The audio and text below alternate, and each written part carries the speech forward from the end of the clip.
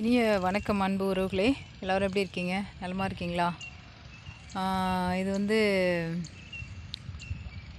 சம்பா பயிர். ஆனால் கொஞ்சம் லேட்டாக தெளித்ததுனால இது வந்து களைகள்லாம் அப்படியே இருக்குது பாருங்கள். இது சரியாக பராமரிக்க முடியாமல் விட்டுட்டாங்க. அது வந்து முத்திருச்சு. இனிமேல் வந்து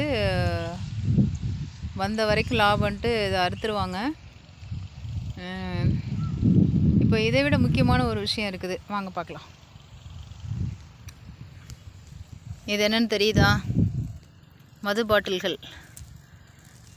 இந்த பாட்டிலை வந்து இந்த விளைநிலத்தில் இந்த இடத்துல உட்காந்து இந்த ஸ்நாக்ஸ் ஊறுகாய் எதுவும் வாங்கி சாப்பிட்ருக்காங்க.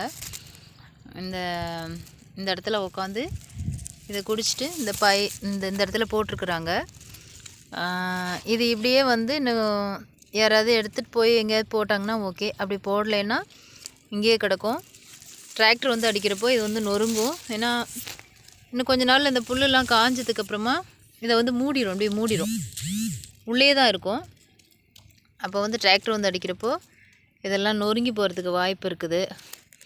அப்போ நொறுங்கி போச்சுன்னா இந்த வயலில் வந்து வேலை பார்க்குறவங்க காலில் குத்தும். எவ்வளோ பெரிய விஷயங்கள்லாம் இதனால் எவ்வளோ ஆபத்து இருக்குது. அதிலே போட்டிருக்காங்க பாருங்கள், பாதுகாப்பாக இருப்பீர், மது அருந்திவிட்டு வாகனம் ஓட்டாதீர், மது அருந்துதல் உடல் நலத்திற்கு கேடு. எல்லாம் தமிழில் தான் போட்டிருக்குறாங்க, ஈஸியாக படிக்கலாம். நான் ஒரு விஷயம் கேட்க நினைக்கிறேன். இந்த மது பாட்டில்கள் விற்கிறவங்கள, ஒரு வயலில் விவசாய நிலத்தில் கொண்டு வந்து வச்சுருக்கீங்களே, உங்கள் வீட்டில் வைப்பீங்களா? இதெல்லாம் வீட்டில் உள்ளவங்க பார்க்கக்கூடாதுன்னு தெரியாதனமாக பண்ணுறீங்க. விவசாய நிலத்தில் வைக்கலாமா? இனிமேல் உங்கள் வீட்டிலே வச்சுக்கோங்களேன்.